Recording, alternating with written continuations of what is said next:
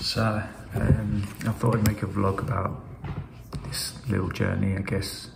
Today's the day. It's 4:30 in the morning, just getting ready to go to the hospital. So a few weeks ago, I lost all the feeling in my hands, and we went through a few processes and discovered that we needed an emergency operation because there's some damage around the spinal cord area. So what the doctors are going to do is they're going to go in through here, and then they're going to take out 2 discs, put in a bone graft, and then put in a metal plate to hold it together. So as you can tell, I'm fasted as well, so I'm pretty tired. Made sure I'm hydrated, but not an easy process to go through, quite frightening. But hopefully, I can show you my return and my recovery, because I think it's important. I work with so many brilliant athletes who unfortunately get injuries and pick up things, and this is me saying, look, you know what, I'm with you on this, and I'm on a journey with you. So hopefully I can show you this journey and how it goes for me.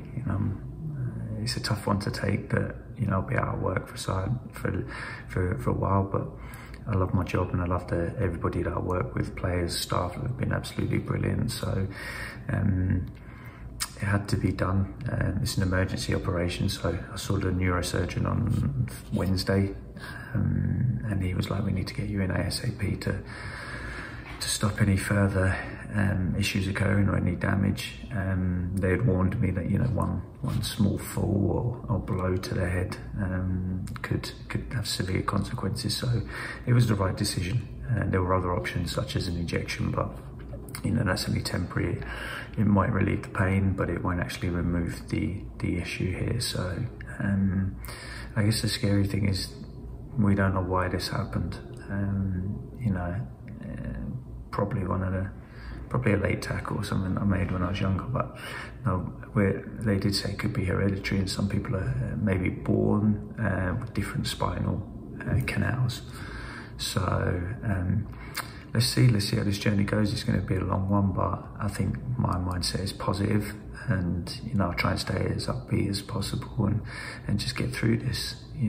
Like I say, many athletes I work with, and unfortunately a few have picked up long-term injuries. So for me to say, look, you know what, this is my journey too, and hopefully you can see that I'm going through the same things, and I can empathise with you when these injuries occur. So let's see how it goes.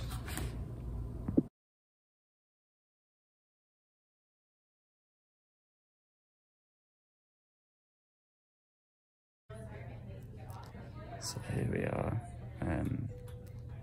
Probably about 6 hours maybe since my operation. Pretty tired and pretty weak, but this is where the journey starts. They tell me that it's been successful, and the long road starts now, but I'm gonna keep a smile on my face and just keep going. One love.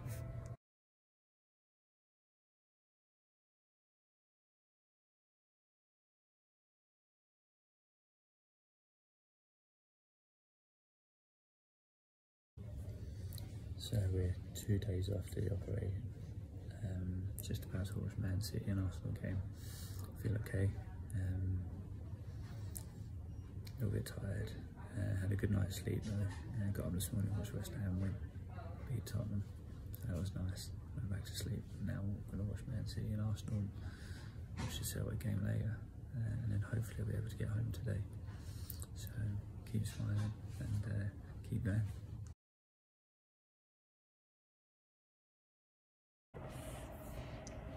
So it's Monday. I had the operation on Friday, as you can tell. I can't talk that well at the moment. That's where they went in up through the throat and took out the discs, added in a bone graft and fused my spine together in my neck. So a bit of a rough night last night, trying to adjust to my bed. By staying positive, and there's not much I can do at the moment. Everyone everyone around me has been brilliant and really good and shown me loads of support. But it's tough, you know, and mentally I've got to keep my head in a good place and realise that, you know, the end is not far away, but it's still going to take maybe up to 12 weeks for that bone graft to heal, and, you know, get back to doing my daily activities and get back training and in the gym and doing my rehab, which I've seen so many players go through in their careers, and something I went through a lot when I was playing, and, you know, injury. I guess this isn't your common kind of football injury, but, you know, it's something I want people to see, that, you know, I'm going to have to go through it as well, and we're all in this together. And I think it's important that people would see that this is a journey and a process, but it's tough. I feel like I'm in a good place. I guess the medication from the hospital is wearing off a little bit, so the pain can be a little bit more at the moment, but nothing too bad at the moment. So obviously I've got certain things I need to do each day, and to go for a walk, and, you know, not stay sitting down for too long or lying down. But it's tired me out a lot. I'm not normally one for sleeping during the day, but certainly the last few days that's what I've been doing, and I'll do it again this afternoon, and hopefully, you know, every day is progress. That's the only way I can look at it, and the only way to move things forward. That, you know, every day is a little step closer to being able to do what I love to do, and have normal days.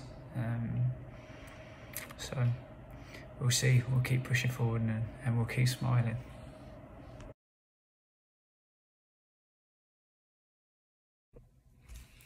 So it's Wednesday morning here in Washington.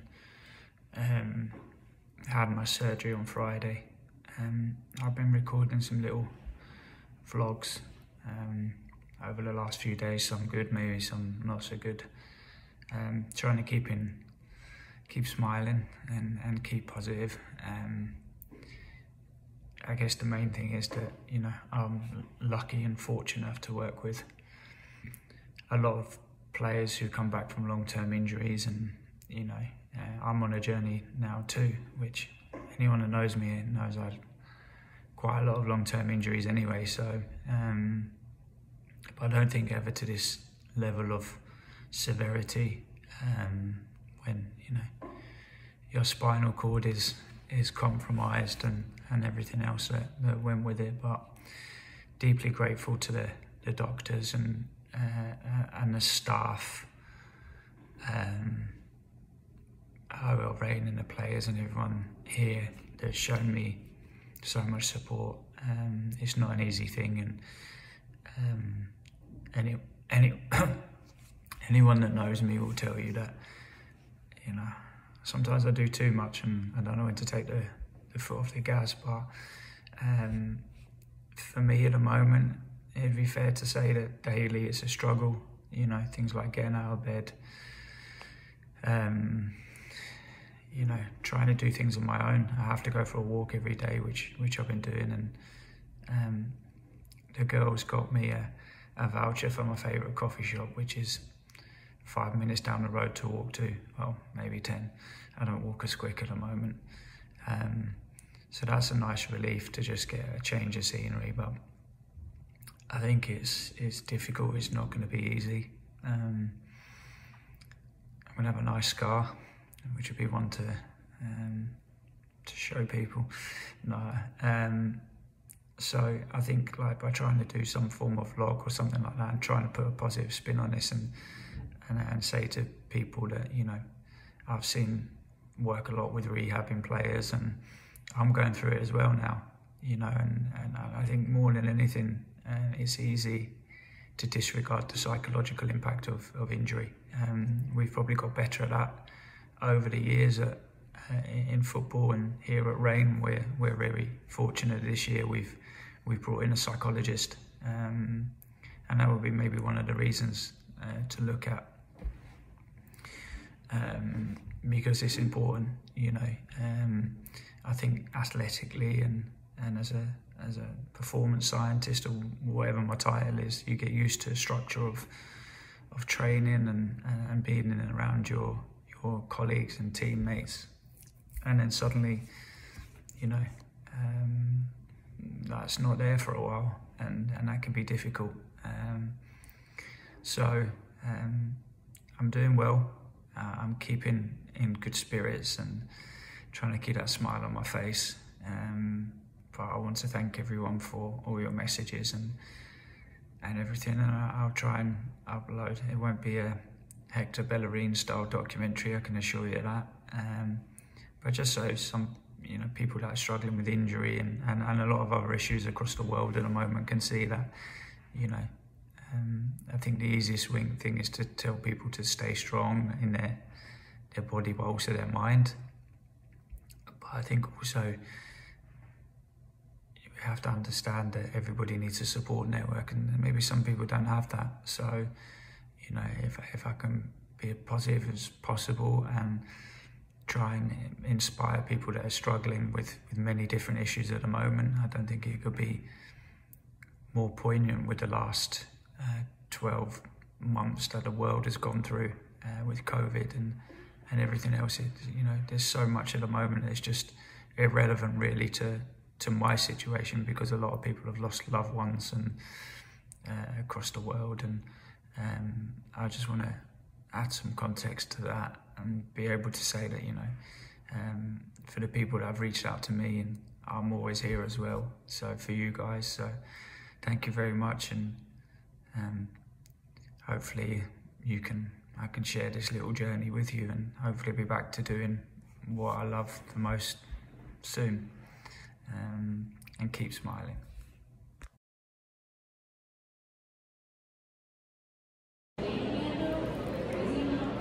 So today I managed to get out and go for a coffee, a local coffee shop, Campfire, which is about a 10-minute walk from me. Still not got much of a voice. One of my good friends and former playing partners, Leon Hewton, gave me a call today, and that was good to hear from him. He still joked that I never hit a ball, but I might dispute that a little bit. Last night was tough. I didn't sleep at all well. Obviously there's surgery and everything that's gone on there. It can be difficult. So hopefully get a good night's rest tonight. Generally feeling okay, just have little spells of being tired and not so tired, but keeping myself occupied and watch the Europa League, which was good. I think tomorrow will be 1 week since surgery. It doesn't seem like that. I think that's gone way too quickly. It's hard to think that you know, all of this even happened from going in on a Wednesday afternoon to be told I need to do surgery at 7 AM on a Friday morning. But it's gone now, and trying to stay as positive as possible, and hopefully when I see the doctors in the next couple of weeks, I'll get a better idea of where I'm going with my rehab and how I can maybe start to increase my activity. At the moment that just consists of getting out and trying to walk every day for a little bit, and trying to keep myself mentally strong, not really worry about what's happened, but just concentrate on what I can do to help the recovery process. And, yeah, it's still tough, I won't deny that. You know, I think if I can show anyone that the psychological side of injury is massive, it's huge. I have empathy for all the long-term injured players I work with, but now I'm in that situation myself. And not for the first time. I just think, as I've said before, this is a lot more severe than anything I've ever experienced. But we'll get there, and we'll keep smiling, and we'll do this all together as one, as a group. And I'm still quite overwhelmed by all the messages I had, and you know, on social media and text and phone calls. can be a little bit difficult to talk at times, and I do get very tired, but I don't think by any means it was a small operation, and I think I'm blessed and grateful for everybody that's helped me. So if I haven't got back to you yet, I promise you I will. But keep smiling.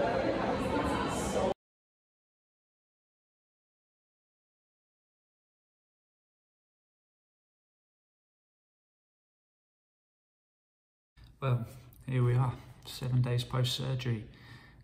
As you can tell, I've got my voice back, and it's actually the wound site where they went in through here, the incision in my throat area, which means that I did lose a little bit of my voice, where they move your windpipe to the side, which has made swallowing difficult over the last few days and sleeping, but gradually things are improving in those areas. I had 2 really difficult nights with sleep previously, but last night was okay. I was still up during the night, and you still do feel bits of pain and uncomfortable, but generally feel good. I think mentally, I feel like I'm in a good place. I'm taking time to relax and read, and I've got Derby and Forest on in the background.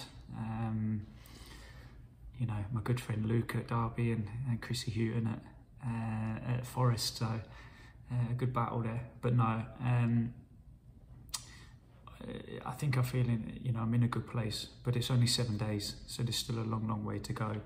I'll go back to the hospital next week and have this checked, make sure that everything is healing well. I've had a colleague come in every day and check on me, which is nice.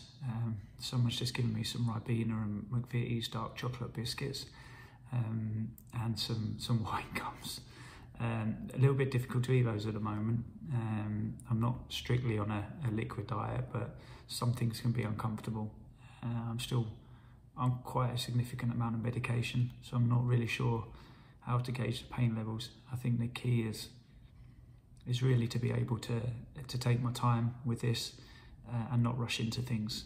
You know, I'm well aware that physical activity might not occur for 3 to maybe 6 months while the bone graft heals. But every day I'm getting out, sometimes twice a day, go for a walk here in Tacoma, and then I'll maybe stop off in Campfire and have a coffee and a bit of a chat where I can.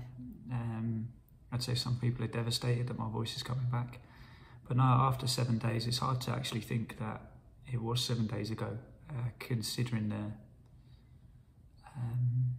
the magnitude of the operation and how quickly it happened. I was in on last Wednesday, and they told me it needed to be an emergency, and then I think 5 AM on Friday morning, I'm on my way to the hospital in Seattle to have it done. One of the things that always stick in my mind was the MRI, and when the nurse opened it and her words were, "Oh God," and also the clerk when they were booking me into the hospital, who was just saying to me, "You're too young for this." So it just goes to show, really, I think I've always been reasonably fit and healthy, and I hope to continue to stay that way. My blood pressure it's now come back in line, but it at one point was 160 over 109, which is pretty significant, and obviously there was a worry there. Fortunately, that's, the specialists think that was pain related, but it wasn't a nice thing because it wasn't coming down. So I've still no feeling in my hand, which we're not sure whether I'll ever get that back, but certainly some of the other issues that were occurring of dropping things, forgetful, clumsy. Some people might argue that I was always clumsy, but I'm not having that. But those things seem to have disappeared, and I think talking to the surgeon last Wednesday, that was the reason for concern, because fortunately this was detected early, but I could have gone 4 or 5 years with the damage getting worse and worse and worse and never known about it, and then I could have been in serious trouble. So I'm really grateful to everyone, my colleagues, my teammates, you know, the players who have sent me some gifts and really kept me going, you know, checking in. And it's nice to have that because, you know, I'm here on my own. I haven't got my family here. So having good people around has been a godsend. I think I've just got to keep going. And as I said, the reason for recording these weekly vlogs is maybe for people to see the progress, but also, you know, those long-term injured athletes that I've been privileged to work with and see go back and see that now I've got that battle and I've got to go through what they've gone through. Yes, I've had quite significant and severe injuries when I was playing, but I don't think anything to this scale or magnitude, because, you know, it's I guess you get moments in life that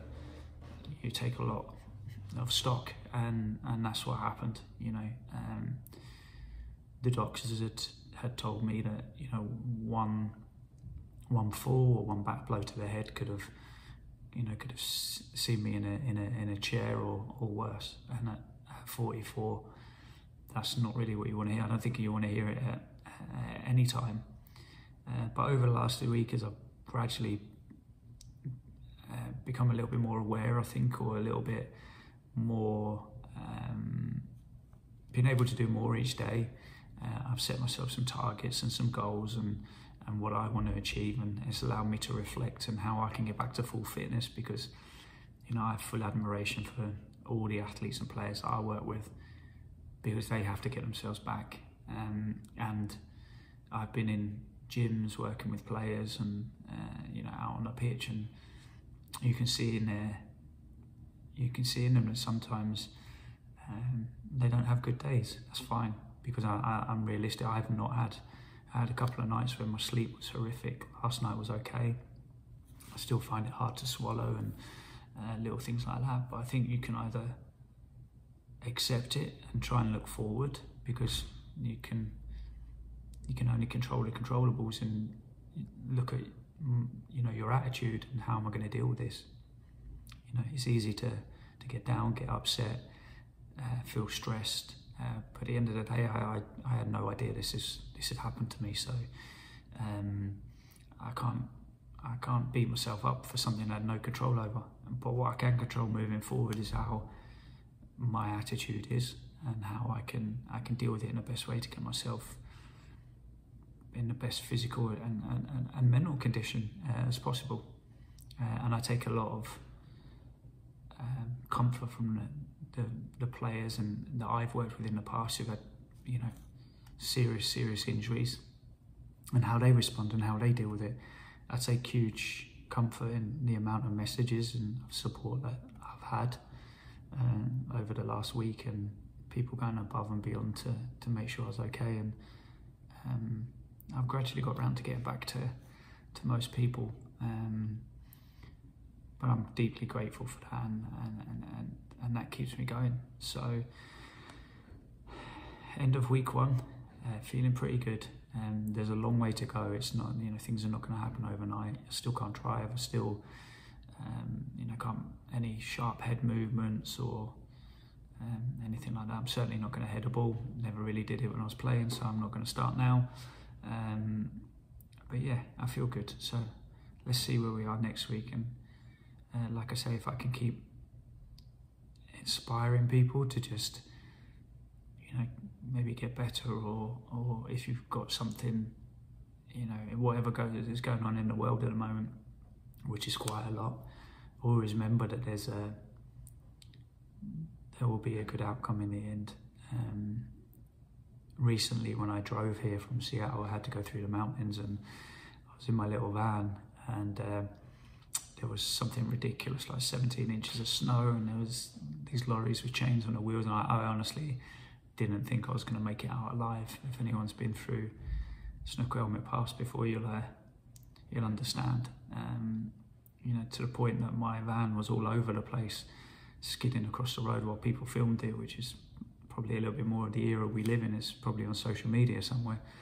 But anyway, you're coming out of the mountains, and then suddenly you see the blue light or the blue skies, and that was just like, you know, it sounds really cliche, but you know, there is an end, and there is a light at the end of the tunnel, whichever way you want to look at it, all the blue skies, but it is always there, you know. So you just have to try and find the best way to get there, and that's what I'm determined to do, you know. So maybe see you all next week.